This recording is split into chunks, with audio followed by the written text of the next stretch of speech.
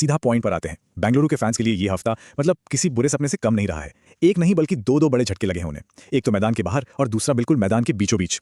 आज के इस एनालिसिस में हम इसी डबल हार्ट ब्रेक की पूरी कहानी समझने वाले हैं। सबसे बड़ा सवाल जो हर जगह गूंज रहा है, आखिर बेंगलुरु से फाइनल मैच छिन क्यों गया? मतलब फाइनल को चिन्नास्वामी से हटाकर सीधा अहमदाबाद शिफ्ट करने के पीछे का जो लॉजिस्टिक ड्रामा है ना, वो सच में बहुत दिलचस्प है। चलिए इसके पीछे की असली वजह देखते हैं। आधिकारिक तौर पर तो बीसीसीआई ने कहा कि कुछ लॉजिस्टिक इश्यूज थे, यानी व्यवस्था से जुड़ी दिक्कतें, लेकिन असली कहानी कुछ और ही थी। दरअसल स्थानीय राजनेताओं की तरफ से वीआईपी टिकट्स की इतनी भारी डिमांड आ गई थी कि उसे संभालना मुश्किल हो गया। चिन्नास्वामी स्टेडियम की कैपेसिटी वैसे भी कम है और ऊपर से विराट कोहली को देखने का क्रेज, इतनी सारी वीआईपी टिकट्स देना क्रिकेट एसोसिएशन के लिए लिटरली नामुमकिन सा हो गया था। अगर दोनों स्टेडियम्स को आमने सामने रखकर देखें तो फैसला एकदम क्लियर हो जाता है।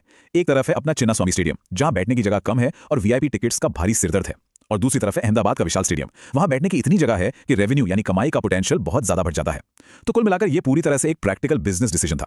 हमारे सोर्स ने इसे एक बहुत ही बेहतरीन रियल एस्टेट वाले उदाहरण से समझाया है। सोचिए, अगर किसी के पास 10 घर हैं तो सबसे ज्यादा किराया वसूलने के लिए वो इंसान सबसे पहले अपना सबसे बड़ा घर ही तो किराए पर देगा ना। बस यही सेम लॉजिक यहां भी लगा है। इससे अहमदाबाद को चुनने के पीछे की जो फाइनेंशियल वजह थी वो एकदम शीशे की तरह साफ हो जाती है। द सेकंड ब्लो, बेंगलुरु की ऑन फील्ड डिफीट। तो ये तो हो गया मैदान के बाहर का ड्रामा। अब थोड़ा मैदान के अंदर चलते हैं, जहां बेंगलुरु को अपना दूसरा बड़ा दुख झेलना पड़ा। लखनऊ सुपर जायंट्स के खिलाफ एक ऐसा उलटफेर जिसकी किसी ने दूर दूर तक उम्मीद नहीं की थी। मैच से पहले ना लखनऊ की टीम को बहुत ही ज्यादा अंडर एस्टिमेट किया जा रहा था। सोर्स के मुताबिक उन्हें तो क्रिकेट का राजपाल यादव तक कहा जाने लगा था। मतलब ऐसा लग रहा था कि जो भी टीम आएगी आसानी से 2 पॉइंट्स लेकर चली जाएगी। सबको लगा कि ये तो एकदम फ्री के पॉइंट्स हैं, लेकिन इस मैच ने तो पूरी बाजी ही पलट दी। लखनऊ की वापसी का जो ये सफर था वो एकदम ब्लॉकबस्टर रहा। पहले तो मिच मार्श ने सबको हैरान करते हुए एक सरप्राइज सेंचुरी जड़ दी। फिर बारिश की वजह से मैच थोड़ा रुका और जब शुरू हुआ तो निकोलस पूरन ने 23 गेंदों में 38 रन ठोक डाले और अंत में ऋषभ पंत ने सिर्फ 10 गेंदों में 32 रन बनाकर बेंगलुरु को एक ऐसा करारा झटका दिया कि सब देखते रह गए। इस तूफानी बल्लेबाजी का नतीजा क्या निकला? स्कोरबोर्ड पर टंग गए पूरे 213 रन। बारिश के कारण मैच 19 ओवर का कर दिया गया था, तो डकवर्थ लुईस नियम के हिसाब से बेंगलुरु के सामने 19 ओवर में 213 का यह पहाड़ जैसा लक्ष्य था। डिफेंडिंग चैंपियंस के लिए इतना भारी प्रेशर बिल्कुल भी आसान नहीं होने वाला था, और इतने बड़े टारगेट का पीछा करने उतरी बेंगलुरु की शुरुआत खैर शुरुआत बेहद ही खराब रही। मोहम्मद शमी ने पहले ही ओवर में स्ट्राइक किया और चोटिल फिल सॉल्ट को आउट करके कहर बरपा दिया। बस इसी एक विकेट ने बेंगलुरु की पूरी पारी के लिए बहुत ही नर्वस सा माहौल सेट कर दिया।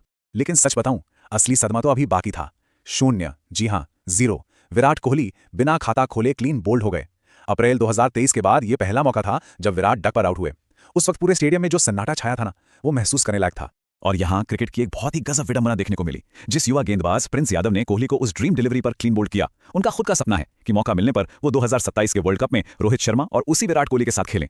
क्या इत्तेफाक है ना। The climax, LSG's redemption.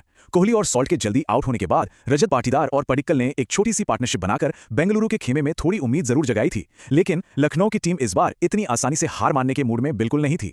Bengaluru की उम्मीदें ताश के पत्तों की तरह ढह गईं। शाहबाज अहमद ने गेम पलटते हुए पहले खतरनाक दिख रहे रजत पाटीदार को आउट किया और फिर टिम डेविड को भी पवेलियन का रास्ता दिखा दिया। फिर आया आखिरी ओवर का असली ड्रामा। 20 रन बचाने थे। पंत ने गेंद दिग्वेश राठी को थमाई, जिनकी पहले काफी पिटाई हो चुकी थी, लेकिन राठी ने शानदार कमबैक किया और वो रन बचा लिए। बेहतरीन कप्तानी और उससे भी बेहतरीन गेंदबाजी, और इसी के साथ लखनऊ सुपर जायंट्स ने यह मैच 9 रनों से जीत लिया। लगातार 8 मैच खेलने के बाद फाइनली अपने होम ग्राउंड पर यह उनकी पहली जीत थी। इस जीत ने उन्हें टूर्नामेंट में जिंदा भी रखा और यह भी साबित कर दिया कि इस टीम को कम आंकना सच में एक बहुत बड़ी भूल थी। तो अब जाते जाते एक बड़ा सवाल जो दिमाग में आता है, लखनऊ का मोमेंटम अब पूरी तरह से बदल चुका है। ऐसे में चेन्नई के जो फैंस अगले मैच में लखनऊ से फ्री पॉइंट्स की उम्मीद लगाए बैठे थे, क्या वो अब खतरे में हैं? क्या ये अंडरडॉग टीम आगे भी ऐसे ही सबको चौंकाने वाली है? सोचने वाली बात है। आज के इस एनालिसिस में शामिल होने के लिए शुक्रिया। अगली बार फिर मिलेंगे ऐसे ही